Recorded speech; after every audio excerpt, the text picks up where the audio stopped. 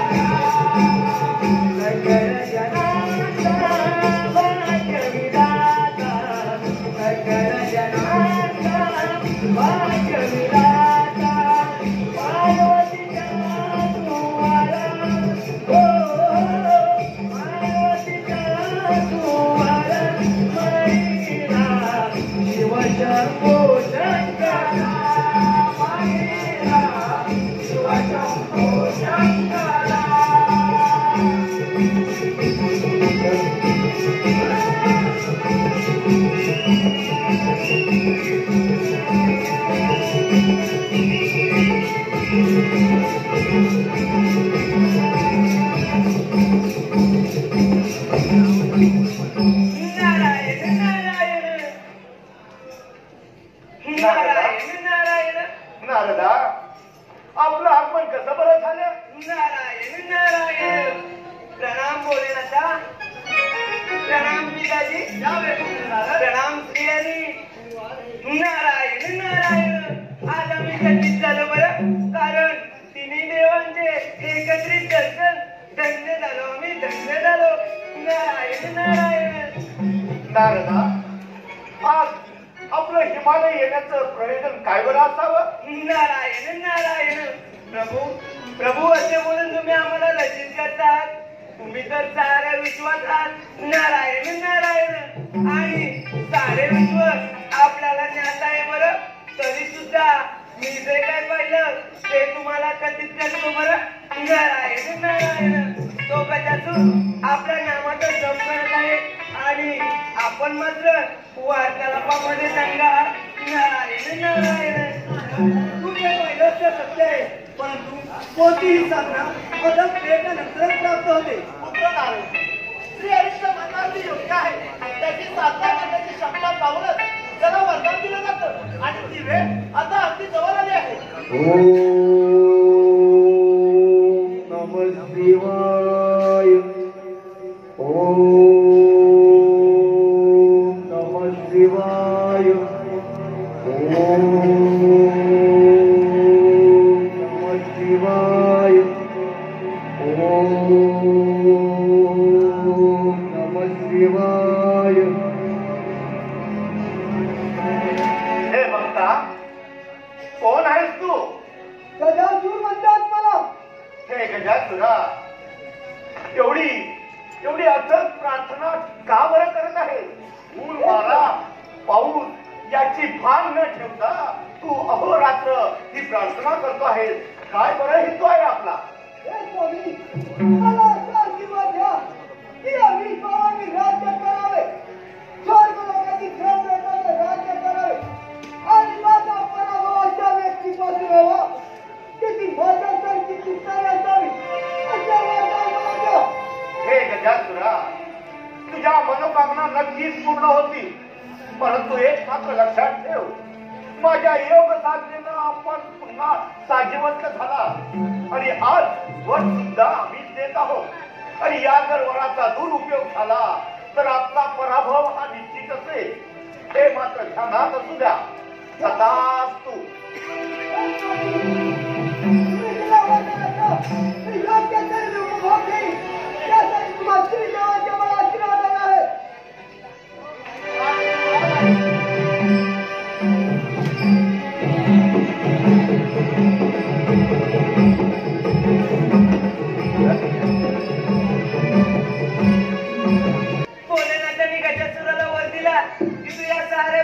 अधिपती होतील नारायण नारायण तो गजासुरी बरा आणि भोलेनाथही बरे नारायण नारायण कारण प्रभूने वरदान दिलं खरं परंतु प्रत्यक्ष सृष्टीवर अधिकार तर देवलोकांचाच आहे नारायण नारायण आणि गजासुर मात्र त्रिलोकीचा स्वामी म्हणून मिरवत आहे नारायण नारायण मग चला तर पाहूया त्या गजासुराचा पराक्रम नारायण नारायण फड फड करते भगवे पताका तुमली पंढरी फड फड करते भगवे पताका तुमली पंढरी हे चंद्रभागेचा मेरे नाचतो पुंडलिकाचा हरी देव चंद्रभागेचा मेरे नाचतो पुंडलिकाचा हरी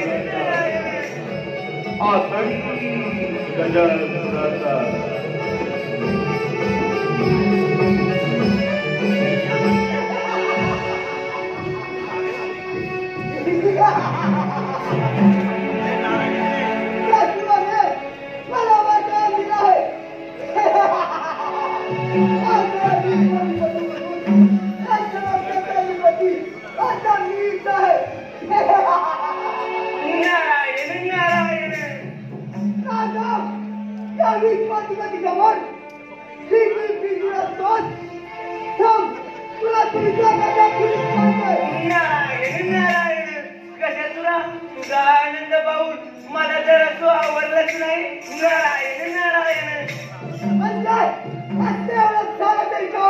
नारायण नारायण गजसुरा मला याच असे येतं की प्रभूने दिल्या वरदानाने तू तर अति उल्हासित झाला आहे नारायण नारायण तुला विश्वाधिपती म्हणून वरदान दिलं खरं परंतु प्रत्यक्ष सृष्टीवर अधिकार तर देवलोकांचंच आहे ना नारायण नारायण हे मला कळलं नाही हे साऱ्या लोकांची राज्य करतील त्यांच्या लोकांना आक्रमण करून त्यांच्या राज्य हस्तगत करणार आणि आम्ही पदाधिपती बनणार त्याला पहिली सोयी नारायण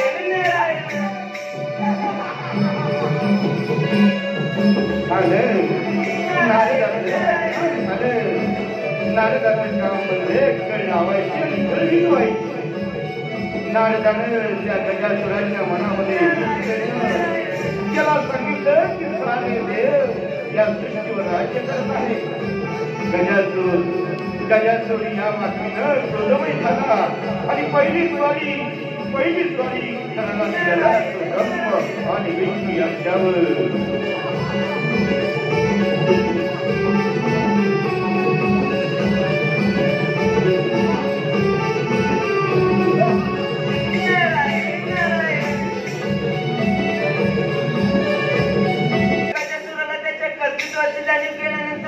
गजासूर हा जगाचा क्रमांक झाला आहे नारायण नारायण चला तर पिकाचे आणि स्त्रियांचं काय चाललं आहे ते तर पाहू नारायण नारायण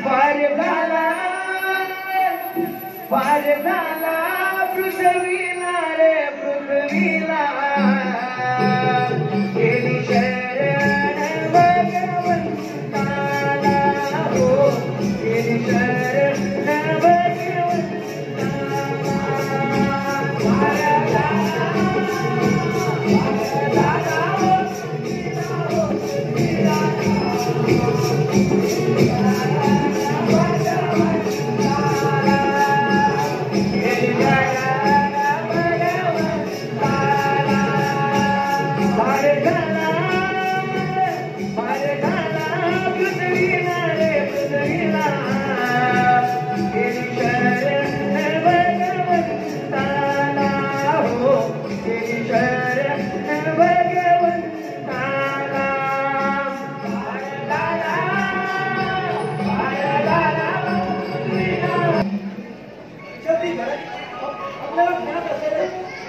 आपल्या समोरच त्या हिमालयावरती भोलेनाथानं त्या गजासुराला भोर दिला. परंतु हे या मनाचा दूर तर केल्याशिवाय राहणार नाही. हे विष्णू, आपल्याला हे विसरून चालणार नाही की या सृष्टीचा ईश्वर हा भगवान श्रीहरी आहे. त्यांच्या ताकदीनं हे जगाच्या रक्षणाकडे चालत आहे. तेव्हा यातून मार्ग सुद्धा शिव भोलेनाथच काढतील. हो, हे जरी खरं असलं तरी माझा महिमा या जगात जागत आहे आणि याच्यावरती माझा सुद्धा प्रयास करावा लागेल.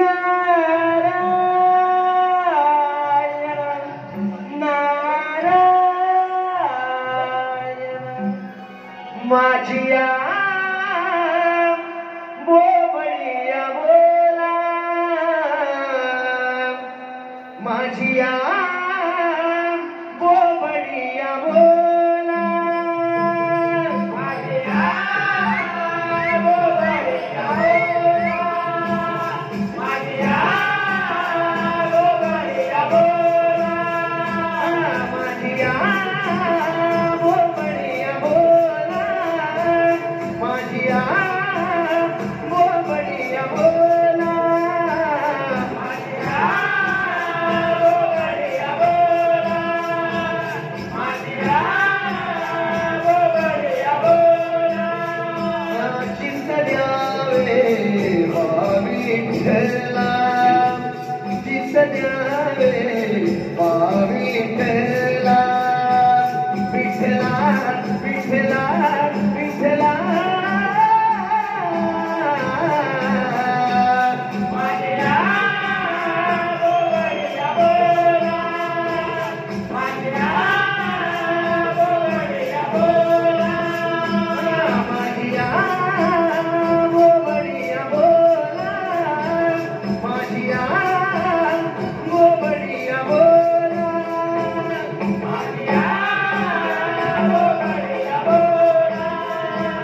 माझिया बोबडिया बोला.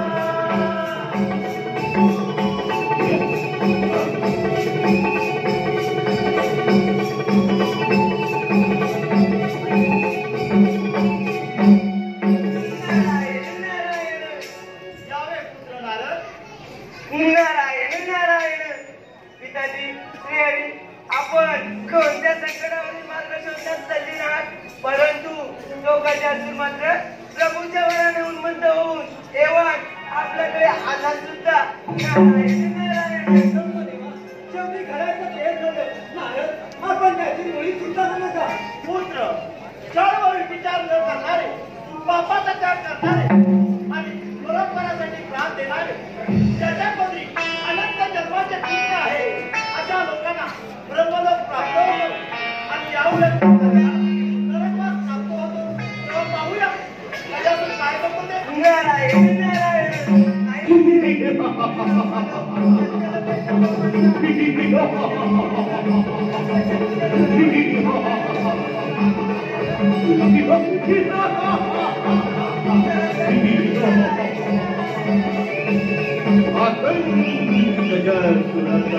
गजासुराचा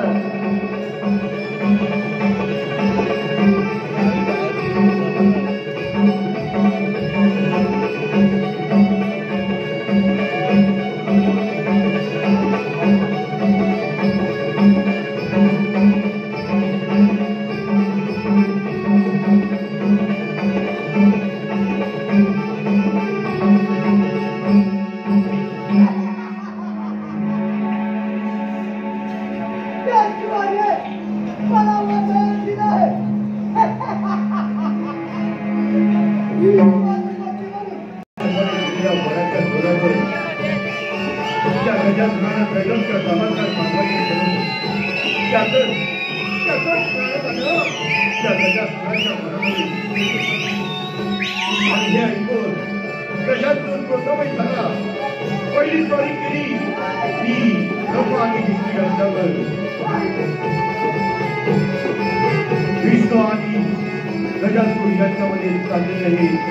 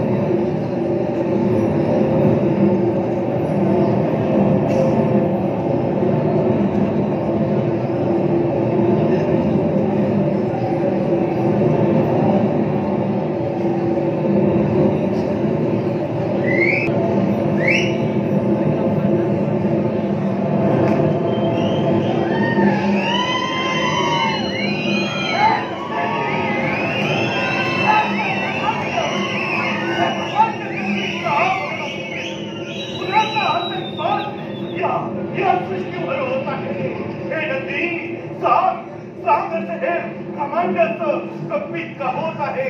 हे प्रभू, आपण तर अंतर्यामी आहात, हे आपणाला माहीत असायला हवं.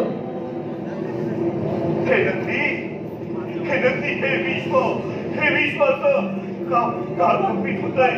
कारण या कल्पनानं या विश्वाची हे सांगतो, हे विश्व असे का बरे भयभीत झालेले दिसत आहे?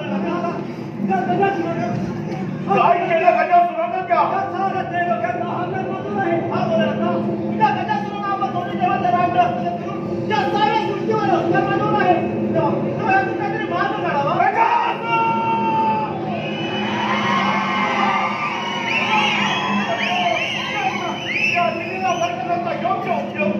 परंतु त्याचा गैरवापर करून तू विश्वाचा अधिपती बनू पाहतोय. नाही गजासुरा, तुला शिक्षा झाली पाहिजे. हे नंदी ताबडतोब जाऊन त्या गजासुरासोबत युद्ध पुकारा आणि त्याला पराभूत करून या हिमालयी अंतर करा. ताबडतोब जा. जशी आज्ञा प्रभो, जशी आज्ञा.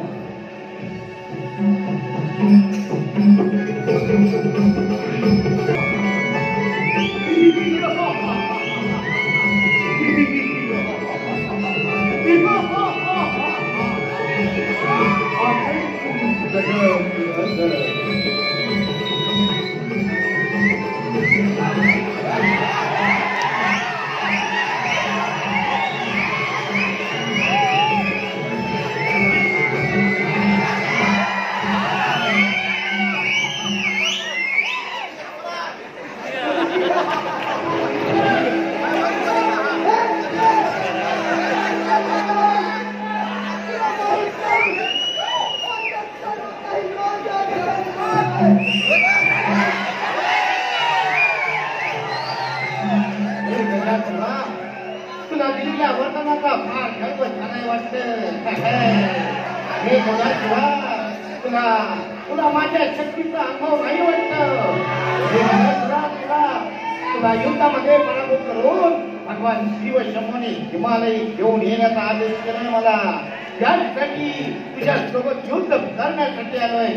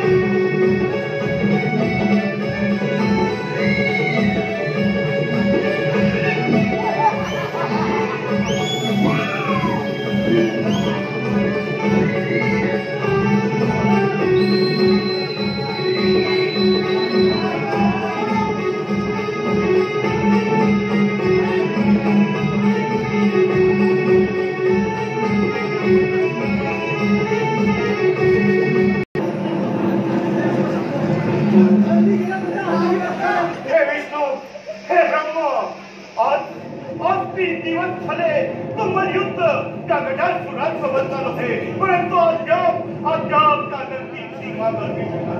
परंतु आजचा दिवस मात्र वेगळाच वाटतोय, कारण नंदीची हात ही नक्कीच आहे.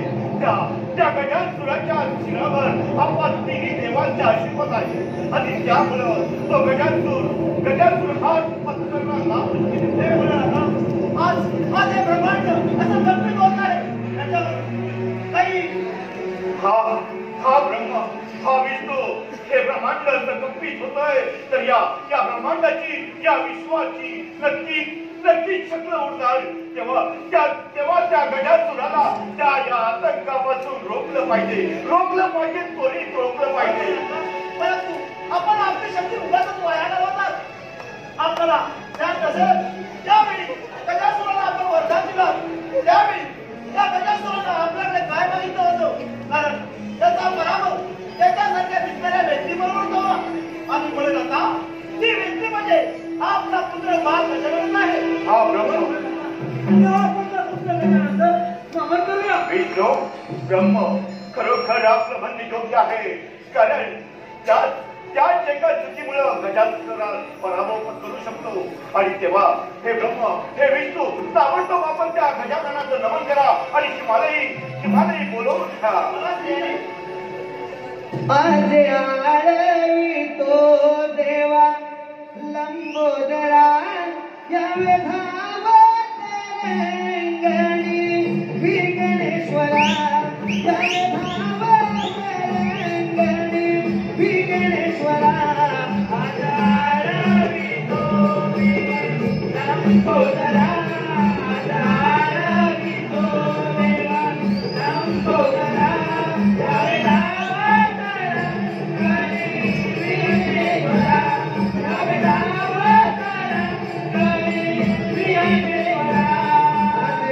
आळवी तो देवा लंबोदरा आळवी तो देवा लंबोदरा लंबोदरा